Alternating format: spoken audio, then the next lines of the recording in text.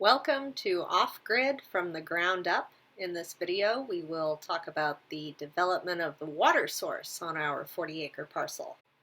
We will talk more about the parcel itself in a separate video, but for the time being, we'll focus on the spring, which was a major draw for our purchase of this place. When we first went to see it on day one, we immediately noticed the huge spring area, and it fed a pond that we knew was just kind of serving as a catch for the water.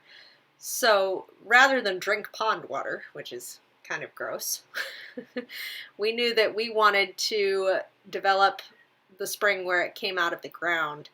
We may develop it further as time goes on, but in the short term, we decided to dig out an area underneath an old cherry tree and use it to feed a catchment system. In these shots, you'll see my partner William putting in the dam system for the collection. And this dam is made, in our case, out of a piece of repurposed garbage water tank that somebody had left on the side of the road, all chopped up.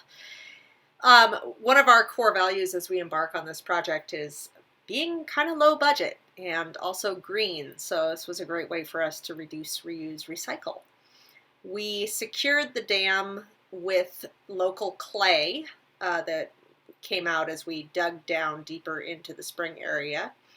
And then we installed an intake system with the help of our daughter, Clara, which is made of perforated PVC pipe. It's a three-prong system that feeds a bulkhead that then has both a valve and an overflow, which allows us to turn off the water collection at the source so we can maintain the settlement bucket.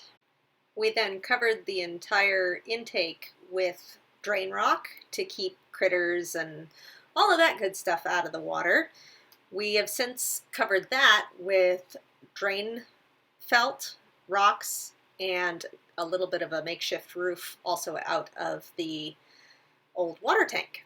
At the same time, we were piping down to the settlement bucket, and this design was inspired by spring development that my father has done for decades in the region, which utilizes a food grade 5-gallon bucket.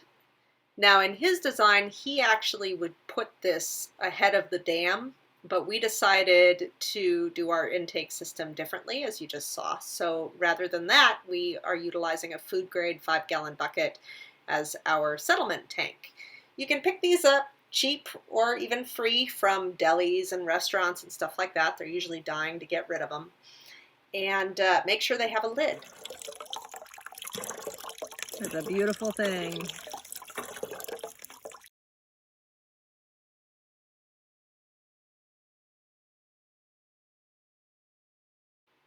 Next up was to trench from the settlement bucket down to a holding tank that we had purchased secondhand at an off-grid sale.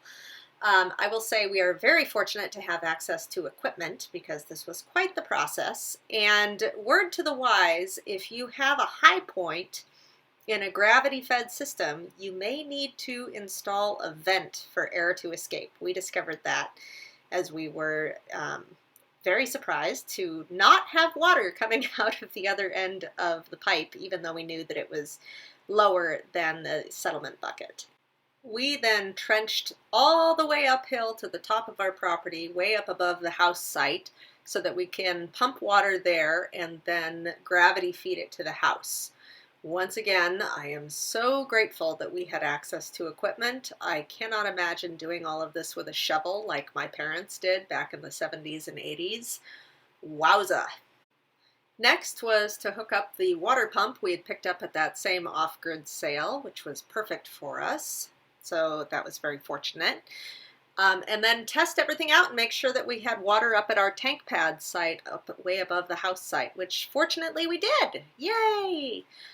Then we were able to set our tanks, and we purchased some 5,000-gallon tanks, And because we're outrunning the drought in California, we did the intake plumbing pretty bootleg for now. It's garden hoses, but we'll switch that out to PVC just as soon as our schedule allows.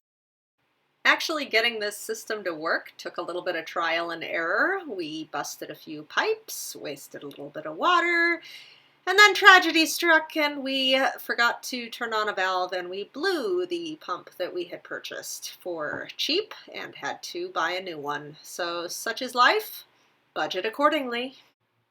This is what the plumbing to the pump looks like now. We took out a lot of the valves and replaced the rigid pipe with flex line.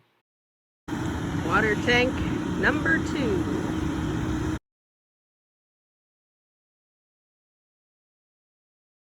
Clara is making toad houses.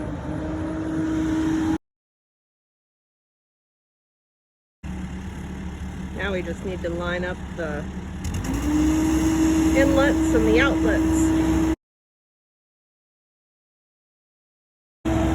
William, you want me to swivel it?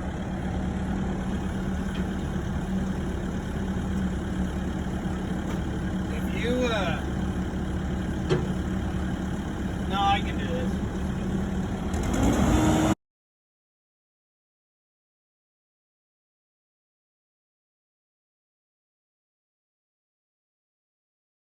Finally, it was time to trench down to the house side and lay the 2-inch PVC pipe we had managed to scavenge for free from some very generous friends of ours who were moving out of state. And here we are with water at the house site. Pretty exciting because now we can do things like mix concrete for the foundation. These types of projects are not for the faint of heart. You will get dirty. We'll see you next time. Thank you so much for watching. Please subscribe, like, and share. The sound of water at the house site.